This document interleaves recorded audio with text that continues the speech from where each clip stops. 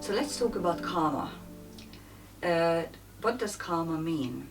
A lot of people think or believe that this is a word coming from Sanskrit, ancient Sanskrit, and it means wheel, or it means cause and effect.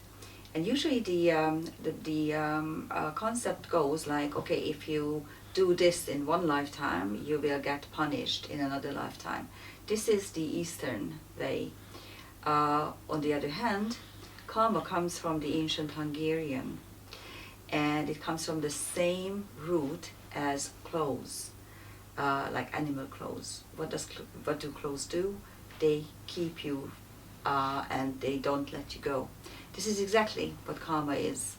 Karma means something in the past. Something happened to you, and it was either so bad or so good that it simply keeps you stranded and you can't move further.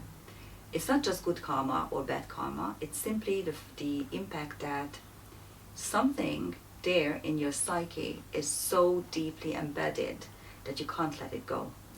So when I usually teach, I say two things about karma. There's no compulsory karma. This is number one. And number two is karma grows when you feed it with energy. Let's look at these two concepts. When I say there's no compulsory karma, I also add immediately, but there's compulsory destiny, because you're coming to the earth plane to fulfill your destiny.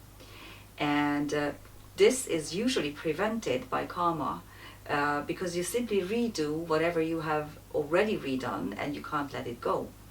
And this goes to the next concept, which says karma grows when you feed it with energy. Think about your life. Whatever you want to do, if you put in energy and money and attention and work, then that thing is going to grow. If it's a good thing, I mean, if it's like, passing an examination or building a house, then it's brilliant. But if it's a bad thing, like fear or a phobia, that it prevents you from normal human life. That is why I'm saying that, karma needs to be understood, needs to be realized how it occurred, how it gathered over the many lifetimes, and you can decide freely what you want to do about it, whether you want to still grow it further, whether you want to get rid of it, and how you can get rid of it.